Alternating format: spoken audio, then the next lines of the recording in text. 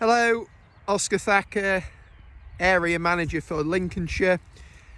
It's now approaching the middle of March and I thought I would provide a timely update really, seeing as though it's been nearly a month, or just over a month should I say, since I last put one out, this time on video.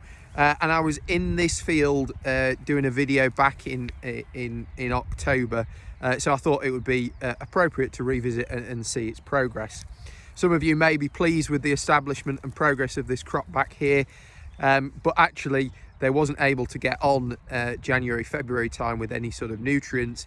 So as such, last week this crop received 100 kilos of N to the hectare. Some of you may be in that situation where you haven't been able to travel in the past couple of months. So my advice would be get up to 100 kilos a hectare of nitrogen on, combine that with sulphur, the sulphur enhancing nitrogen use efficiency and giving an improved yield response, sort of 0.4 tonnes on average, 0.5 tonnes on average, to little and often sulphur. So including sulphur in with that 100 kilos if you haven't been able to travel up to now. In the other scenario, in the other boat, we will have been thinking that, yeah, we've gone on January, February time with sort of 40 to 50 kilos, maybe slightly more, and we're probably topping that up to 100, maybe 120 now. So two trains of thought, and we're going to get a lot of variation throughout the area and the region, so yours might be different to your neighbours as such. Thinking about winter wheat and moving on, probably starting to think about crops approaching T0. After all, this week it's going to approach sort of 17 degrees and we've got moist conditions, albeit too wet in places, but crops are moving. We start to think about setting the crop up for grain set and keeping that crop healthy as it goes through its development stages. So nutrients like copper, zinc, manganese, magnesium and boron are all sort of nutrients that we should consider moving to sort of growth stage 30, 32 timings. We would recommend 2 litres of Gramatrel applied at growth stage 30 to 32. That's probably too early for this crop. I would say if there's more foliage than soil, get it on. If there's more soil than foliage, hang off. So that's kind of our advice when it comes to micronutrition and Gramatrel. 2 litres, 30 to 32, and this particular crop you might be waiting to T1 to get that enough sort of biomass there to go on with that Gramatrel. Through work we've done with Yen and the analytical lab that we've got up at Pocklington,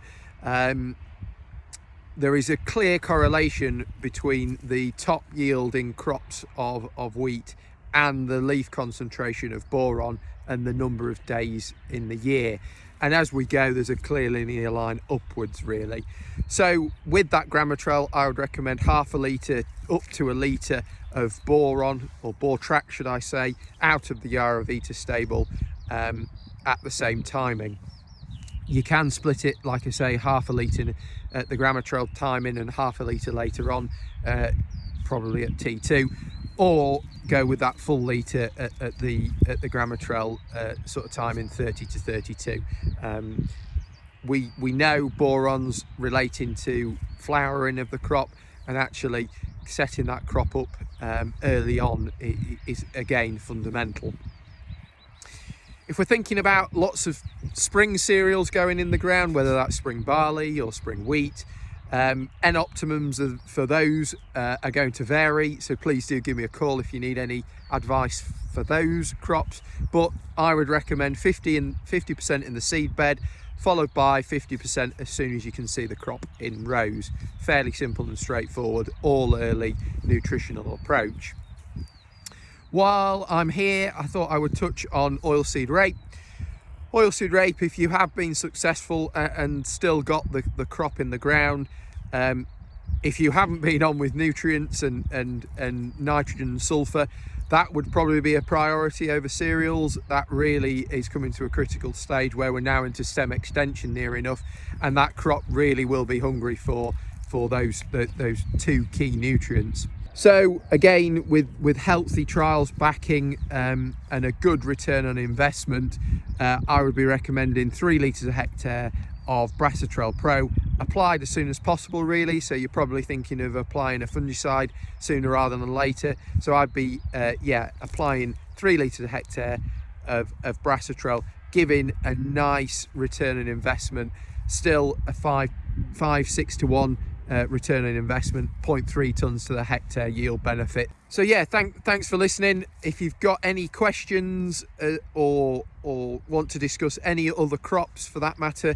please do give me a call. I'm at the end of the phone for any of your technical queries, and I'll try and answer them as best possible. But hopefully it dries up soon if you're not able to travel, and I will speak soon. Thank you very much.